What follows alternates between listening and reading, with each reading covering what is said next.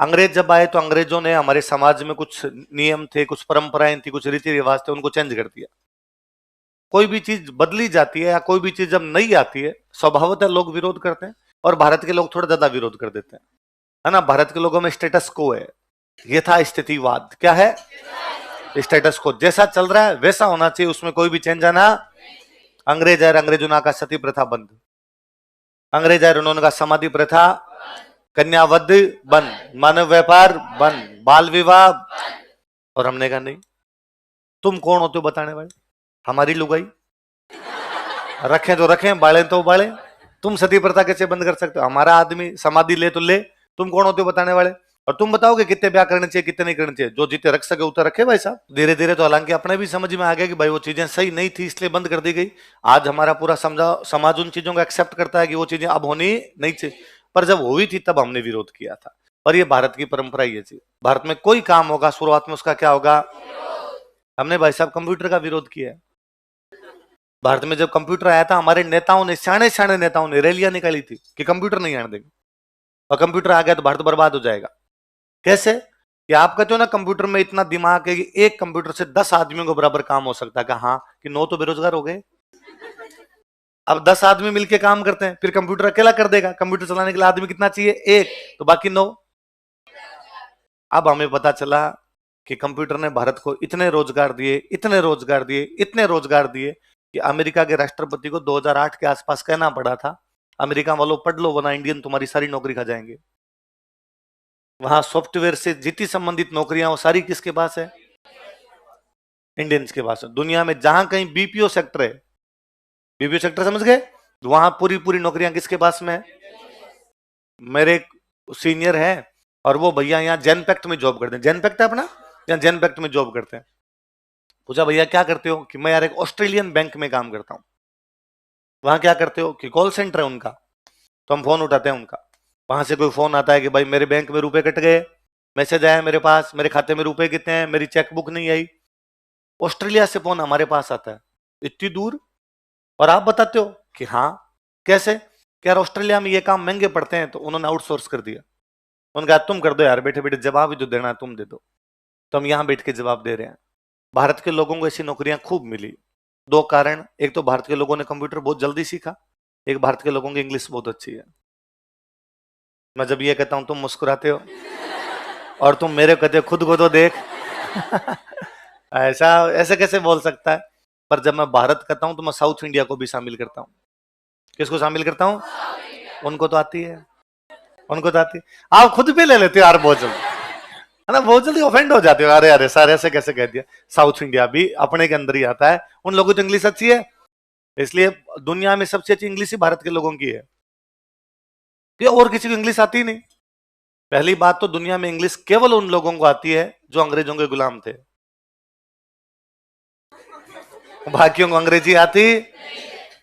और तो मैं पहली बार रशिया घूमने के लिए गए, तो एक तो क्या दुनिया में राइट साइड में ड्राइविंग केवल वो देश करते हैं जहां पे ब्रिटेन का राज था, बाकी सब लेफ्ट साइड में करते हैं। तो वहां पे जो हमारा ड्राइवर था वो लेफ्ट साइड से चलाए। अपने को अब लेफ्ट साइड में पहली बार को देखते हैं डर लगता है, क्योंकि वो चला चलता है यूं घुमा दे, अपने लगता है भाई अपनी तो इधर से आ देता है ऐसे घुमाने के, अब वो यूं कर दिया, वो गई गई। तो हमने उसका यार ये कुछ तुम्हें गाड़ी नहीं चलानी आती यार, इधर बैठ के चलाया करो यार, समझ में नहीं आता तुम्हारे। तो हमारा जो गाइड था उसने कई देर तुम्हारी बातें सुनी, फिर उसने कहा कि इसमें क्या राजी हो रहे हो? तुम ये कहना चाहते हो कि तुम गाड़ी सही चलाते हो, हम गाड़ी गलत चलाते हैं? तुम केवल गाड़ी उस साइड से उसलिए चलाते हो, इसलिए चलाते हो क्योंकि तुम्हारे अंग्रेजों का राज था, इसलिए तुम्हें अंग्रेजी आती है, इसलिए तुम्हें ये है। बाकी आप विदेश में कहीं घूमने के लिए जाओ, अंग्रेजी नहीं आती लोगों को। मैं विदेश में जाके बड़ा अच्छा लगता है मेरे को, मुझे लगता है इनसे अंग्रेजी मेरी अच्छी है। रूस वालों से अंग्रेजी में बात करो उनको समझ ही नहीं आ रही, उन्हें लगता है कि शानदार अंग्रेजी बोल रहे हैं अपने। उनसे थोड़ी ढंग की अंग्रेजी बोल दो तो उनके यूं पर खच्चे उड़ जाते हैं बेचारों। और तो मैं हमेशा एग्जांपल देता हूँ, पहली बार गए हमारे साथ उपेंद्र सरन, उनकी इंग्लिश भयंकर वाली धार फाड़ अंग्रेजी वैसी। किसी जाके एयरपोर्ट का रास्ता ही पूछा तो उसको ये नहीं समझ में पूछ क्या रहे हैं, फिर उसको हमने समझाया airport air fly fly, airplane airplane, Moscow to India, Moscow to India. उसने कहा एयरपोर्ट एयरपोर्ट, हाँ मैं एयरपोर्ट। इतना जल्दी समझ में आया मुझे? फालतू में इतनी लंबी चौड़ी अंग्रेजी बोली। भाषा आंखों से भी समझाई जा सकती है भाई साहब, इशारों से भी समझाई जा सकती है। तो वो बात है। तो भारत के लोगों ने कंप्यूटर तक का विरोध किया है जी। हमने रंगीन टीवी का विरोध किया है कि भारत में रंगीन टीवी नहीं आना चाहिए, क्योंकि रंगीन टीवी आने से हमारी संस्कृति खराब हो जाएगी। हमारे बच्चे रंगीन रंगीन चीजें देखेंगे तो हमारी पीढ़ियां रंगीन हो जाएगी। फिर ये समझाया लोगों ने कि भाई साहब तुम वैसे रंगीन ही हो रहे, तुम्हारी जैसी जनसंख्या बढ़ती जा रही है ना, तुम्हारी रंगीनियत में कोई कमी, उल्टा मनोरंजन के साधनों का विकास होने दो, जनसंख्या में कमी आएगी तुम्हारी थोड़ी बहुत। तो भारत के लोग है जी, हर नई चीज आती है तब उसका क्या होता है। तो उस समय अंग्रेजों ने भी जब ये नियम बनाए तो हमने उनका क्या किया, हमें लगा कि यार अंग्रेज दूसरे देश के, इसलिए हमारे मामलों में क्या कर रहे हैं, ये तो होगी समाज की बात। दूसरा बचा धर्म। अंग्रेजों का धर्म कौन सा? भारत में बेसिकली हिंदू या मुसलमान। अंग्रेज ये चाहते थे भारत के लोगों को क्या बना दिया जाए, ईसाई, है ना। उनका यूरोपियंस का पूरा सिद्धांत ही था 3G। कौन सा सिद्धांत था? कि हम जहां कब्जा करेंगे वहां से गोल्ड कमाएंगे, जहां कब्जा करेंगे वहां पे ग्लोरी मिलेगी अपने को, और जहां कब्जा करेंगे वहां पे अपने धर्म का क्या करेंगे। तो कौन से सिद्धांत पे चलते थे वो? गोल्ड, ग्लोरी, और जहां कब्जा करेंगे, बिजनेस करेंगे तो क्या मिल जाएगा, जहां कब्जा करेंगे उस देश पर अपना कब्जा हो जाएगा तो अपने क्या मिलेगी, और जहां कब्जा करेंगे वहां लोगों को ईसाई बनाएंगे तो अपने धर्म का प्रचार प्रसार होगा, तो अपने गोल्ड का प्रचार प्रसार होगा। तो उन्होंने यहां पर कहा लोगों को, भाई तुम्हें क्या बनाएंगे हम, ईसाई। क्या तरीका हो ईसाई बनाने का? तो उन्होंने लोगों को समझाया कि भाई तुम ईसाई बन जाओ। तब दो तरीके होते हैं, देखो कोई भी नई चीज बेचनी होती है ना, उसका दो तरीका है कि आपको अपनी चीज की तो अच्छी बातें बतानी पड़ेगी, और जो पुरानी चीज है उनकी बुराई करनी पड़ेगी। भाई मैं यदि पंखे की दुकान खोलूं तो मेरे दुकान में आप पंखा लेने के लिए तो मैं आपको बताऊंगा कि मेरा पंखा अच्छा कैसे है। तो मैं बताऊंगा कि भाई ये बिजली की बचत करता है ना, कम बिजली खाता है, कोने कोने तक हवा पहुंचाता है, आवाज भी ज्यादा करता। फिर मैं साथ में पड़ोस वालों की आलोचना करूंगा, मैं कहूंगा वैसे तो ये 50 रुपए सस्ता दे देंगे, पर इन वाला पंखा वैसे चलता है, वैसा घड़ घड़ घड़ क्यों लगा, अब गिरा, अब गिरा। और यदि कभी मेहमान आ गए घर में ज्यादा और कोने में कोई बैठ गया तो वहां तो हवा भी जाती, बेइज्जती हो जाएगी। तो ऐसा गर्मी मार दिया था। और यदि आप बिजली वाला मीटर देख लेंगे तो हार्ट अटैक से मर जाओगे, इतना तेज घूमता है, बिल बिजली और ज्यादा खाता है, इसलिए वो नहीं लेना, मेरे वाला लेना। ऐसा ही कुछ होगा, कोई दुकानदार इसी बातें करेगा। ईसाइयों ने भी ये करना शुरू किया। ईसाइयों ने कहना शुरू किया कि भाई ईसाई धर्म दुनिया का सबसे अच्छा धर्म है। तो वो बताते देखो हमारी जाति नहीं है, हमारे भेदभाव नहीं है, महिलाओं को भी बराबर के अधिकार है, सब अपनी अच्छी अच्छी बातें बताते। साथ में उन्होंने हिंदुओं मुसलमानों की बुराइयां करनी शुरू कर दी, और उन्होंने वैसे कहना शुरू कर दिया, भाई हिंदुओं तुम्हारे तो समझ में नहीं आता यार, कितने के भगवान है, और कैसे कैसे भगवान है यार। कोई तुम्हारे भगवान जी है जिसने सूंड लगा रखी है, कोई भगवान जी है जो तुम्हारे मोटा है, कोई पतला, ऐसे कोई भगवान जी थोड़ी होते हैं। मैं कहता हूं, मैं गणेश जी के बारे में खुद कह लेता हूं कि गणेश जी महाराज यार मोटे ताजे नैनो पे घूमते रहते हैं, है ना, इतनी छोटी सी गाड़ी क्यों, उनके पास गाड़ी बड़ी होनी चाहिए, तो मेरे को बुरा नहीं लगता। पर कोई तीसरा आदमी मेरे को आके गणेश जी के सूंड है तो मेरे को लगता मैं इसकी सूंड तोड़ दूं। गणेश जी भाई मैं कह सकता हूँ माई फ्रेंड गणेशा, तीसरे आदमी को कहने का अधिकार है। तो हम लोग इनसे बड़े नाराज थे। लोग जब पढ़ेंगे, एजुकेशन आएगी तो नौकरियां आएगी, क्या आएगी, और नौकरी पैसा जो लोग होते हैं, जो सर्विस क्लास होता है वो मिडिल क्लास होता है। क्या होता है, किसी भी सोसाइटी में 3 लेवल हो सकते हैं, अपर क्लास, लोअर क्लास, एक मिडिल। इनमें मिडिल क्लास हमेशा पढ़ा लिखा होता है। सबसे अधिक पढ़ा लिखा कोई होता है तो कौन सा होता है, उसके पास में सबसे अच्छी एजुकेशन होती है, क्योंकि वो नौकरी वाला वर्ग है, नौकरियां मिलती है एजुकेशन से, इसलिए वो पढ़ा है। इसलिए हर समाज में चेंज लाने का प्रयास यदि कभी किसी ने किया तो वो किसने किया है। इसलिए हमेशा ध्यान रखना, कभी भी किसी भी चीज की सफलता बतानी होगी। फ्रांस की क्रांति क्यों सफल हो गई थी, लेकिन वहां क्या था, मिडिल क्लास। अमेरिका की क्रांति क्यों सफल हो गई, क्योंकि वहां पे क्या था, मिडिल क्लास। इंग्लैंड के अंदर ये सुधार क्यों हो गए, क्योंकि वहां पे क्या था, क्योंकि जब पढ़ा लिखा आदमी होता है ना, वो सोचता है, वो नए नए तरीके सोचता है, क्या किया जा सकता है, क्या नहीं किया जा सकता है। अपर क्लास के पास में ज्यादा एजुकेशन नहीं होती, या उसकी एजुकेशन अलग प्रकार की होती है। लोअर क्लास को पढ़ने के मौके नहीं मिलते। गरीब आदमी के सामने मुख्य समस्या यह है कि रात की रोटी खाली सुबह कैसे मिलेगी, सुबह की खाली तो वापस शाम को कैसे मिलेगी, तो वो ज्यादा पढ़ाई लिखाई की तरफ ध्यान है नहीं देते। अपर क्लास की पढ़ाई अलग प्रकार की। अंबानी का बेटा पढ़ता है, पर वो ऑस्ट्रेलिया से मैनेजमेंट का अलग ही डिप्लोमा करता है। ये अपना ही क्लास है जो ये RS IS दे रहा है, इसलिए अलग अलग प्रकार की चीजें पढ़ रहा है। तुम्हें लगता है कि अंबानी का बेटा कभी सोचता होगा RS की वैकेंसी कब आ जाएगी, इस बार तो भर ही देता हूं फॉर्म, पक्का पक्का सिलेक्शन करवा ही लूंगा, नहीं है ना। पर हम सोचते हैं, हम कितने प्रकार से सोचते हैं। अभी हम केवल ये है कि 57 की क्रांति के कारण क्या है, उस पर भी हम 10 प्रकार से सोच रहे थे। क्या ये भी हो सकता है, ये भी हो सकता है, ये भी हो सकता है। ये चीजें दिमाग के तंतु खोलती है आपके। आप नोटिस कीजिए, 57 की क्रांति की थी राजाओं ने। किसने की थी? अपर क्लास था। हमारे समाज का अपर क्लास था भाई, राजाओं से बड़ा क्लास कौन है? और क्रांति फेल है, क्रांति असफल रही। उनके दिमाग में हथियार लेके मारो अंग्रेजों को भगा देंगे, लेकिन अंग्रेज भागे नहीं। आगे जब हमारा नेशनल मूवमेंट चलता है, वो चलाता है मिडिल क्लास। कौन चलाता है? सफल है, क्योंकि उनके वो पढ़े लिखे थे, तो उनके समझ में आया कि बंदूकों से अंग्रेज आज भागे न कल भागे, तुमसे अच्छी है उनके पास, मारेंगे भाई साहब वापस।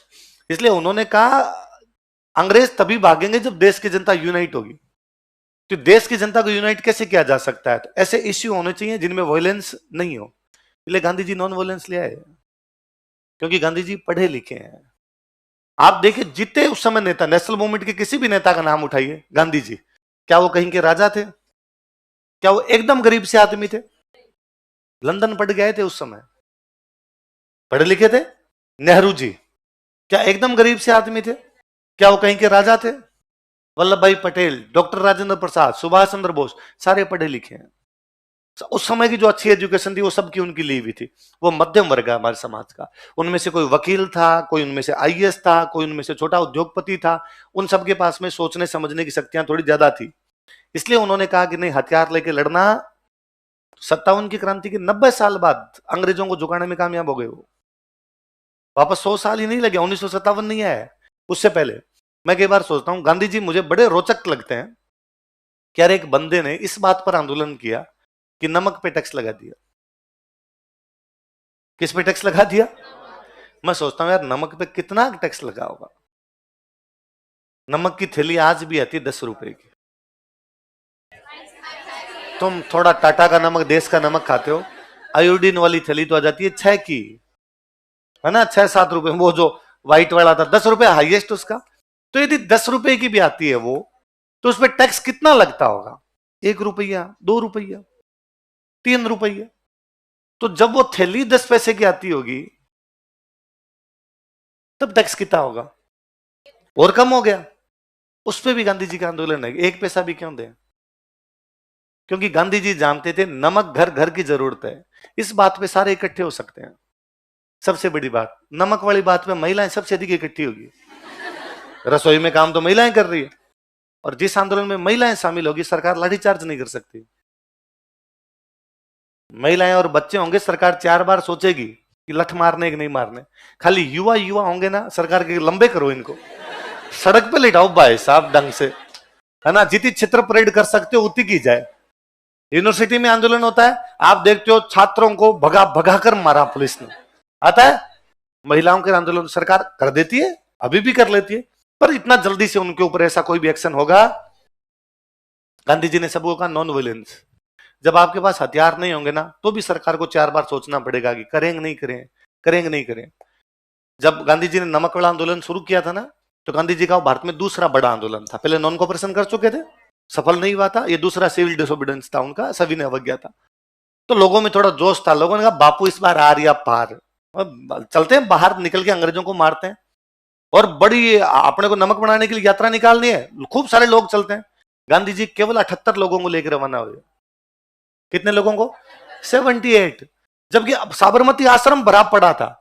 गांधी जी ने कहा ना, ज्यादा लोग नहीं चलने चाहिए, क्योंकि शुरुआत में ज्यादा लोग चले तो अंग्रेज यात्रा ही रोक देंगे। इसलिए शुरुआत में कम लोग चलो, तो अंग्रेजों को डाउट ही नहीं होगा कि हम कुछ बड़ा करेंगे। धीरे धीरे बीच में लोग शामिल होंगे। 78 से 88, 88 से 98, 108, हर गांव से 10-10 लेंगे। लास्ट में जाते जाते रैली नहीं है, रेला है, गांधी जी का मेला है ना। ये बात लास्ट में कर लेंगे, वैसा अभी क्यों करना है?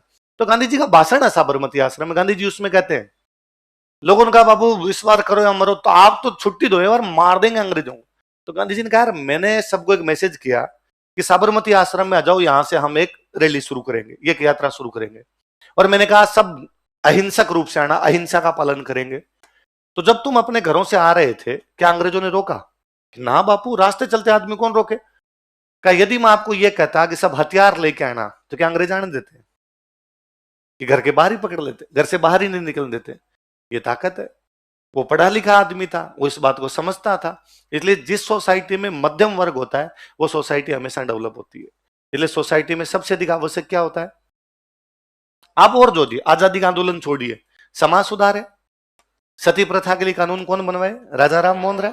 विधवा विवाह के लिए कानून कौन बनवाए? ईश्वर चंद्र विद्यासागर। बाल विवाह के लिए कानून कौन बनवाए? हरविलास शारदा। क्या ये राजा थे क्या कहेंगे? क्या एकदम गरीब से आदमी थे क्या? भयंकर पढ़े लिखे थे। राजा राम मोहन राय को 28 भाषाएं आती थी। पढ़ा लिखा व्यक्ति था वो, पढ़ा लिखा व्यक्ति था तो समझता था। उसने वेदों से, पुराणों से, उपनिषदों से इतने एग्जाम्पल निकाले कि जब सब वेदों में सती प्रथा नहीं है तो भारत में सती प्रथा क्यों है? ईश्वर चंद्र विद्यासागर ने पराशर स्मृति के श्लोक निकाल रहे थे कि विधवाओं की शादी पहले भारत में होती थी तो अब भी होनी चाहिए। दयानंद सरस्वती पुराने श्लोक निकाल के लाए वेदों से कि बाल विवाह नहीं होते थे, हमारी जाति प्रथा नहीं थी, हम छुआछूत करते नहीं थे, हमारी लड़कियां पढ़ती थी, हमारी लड़कियां डिबेट में भाग लिया करती थी। ये एग्जाम्पल है हमारे पास में। पढ़ा लिखा आदमी तभी ये सब कर गया। लेकिन किसी भी सोसाइटी में क्या होना जरूरी है ना? हम सब कौन से वर्ग के लोग हैं? पढ़ा लिखा जो भी सोसाइटी होगी वो हमेशा कैसी होगी?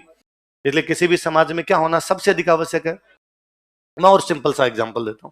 आजाद जब हुआ ना भारत, हिंदू क्या है भाई? अंग्रेज जब आए तब भारत में हिंदू और मुसलमान है, पर अंग्रेज जब आए तब भारत में राजा मुसलमान थे। मुगल बादशाह का राज था। अंग्रेजों ने मुगल बादशाह के राज को हटाया, इसलिए मुसलमानों की अंग्रेजों की ज्यादा आपस में बनी नहीं। और मुसलमानों को हमेशा लगता था अगर अंग्रेज हमारा राज खा गए। इसलिए 57 की क्रांति में देखो सारे विद्रोही मुसलमान हैं। आप नोटिस करो, रिसालदार मेहराब खान, लियाकत खान, फैजुल्ला खान, सब जगह मुस्लिम क्रांतिकारी जरूर है सारे के सारे। और बड़ी मात्रा के अंदर 57 की क्रांति में मुस्लिम क्रांतिकारी थे कि उनको लगता था अंग्रेज हमारा राज खा गए। इसलिए अंग्रेजों में उनमें दूरी रही। हिंदुओं में अंग्रेजों में इतनी दूरी नहीं रही। उल्टे अंग्रेजों ने जब स्कूलें शुरू की, हिंदू उनकी स्कूलों में जाने लग गए, हिंदू अंग्रेजी पढ़ने लग गए, हिंदू नौकरियां लगने लग गए। मुसलमान उससे भी दूर रहे। मुसलमान कहना अंग्रेजों के स्कूल में नहीं जाएंगे, अंग्रेजों की नौकरियां नहीं करेंगे, तो मुसलमानों के पास नौकरियां कम, हिंदुओं के पास नौकरियां ज्यादा। इसलिए हिंदुओं में मध्यम वर्ग ज्यादा, मुसलमानों में मध्यम वर्ग कम। इसलिए हिंदुओं ने अपने समाज सुधार आजादी से पहले ही कर लिए। इसलिए हो गया कि भाई सती प्रथा बंद हो गई, बाल विवाह बंद हो गया, कन्यावध, बहुत बड़ी मात्रा में इन चीजों पर रोक लगने लग गई। और जिन पे रोक नहीं लगी उन पे अंबेडकर साहब ने आके कहा साहब ये गलत है, और हमने कानून पारित कर दिए गलत है। संविधान के अंदर ही आज के 75 साल पहले संविधान में कानून बना दिए, ये गलत है, ये गलत है, ये गलत है। एक व्यक्ति एक ही शादी करेगा, ये इस प्रकार का अधिकार है, इस प्रकार का अधिकार है। मुसलमानों में मिडिल क्लास नहीं था, इसलिए समाज सुधार अभी तक रुके थे। और जब तक पूरा मिडिल क्लास ढंग से डेवलप नहीं होगा तब तक समाज सुधार उस गति से नहीं हो पाएंगे जिस गति से होने चाहिए। होंगे, धीरे धीरे होंगे। जैसे जैसे मिडिल क्लास आएगा अपने आप इन चीजों को तोड़ देगा।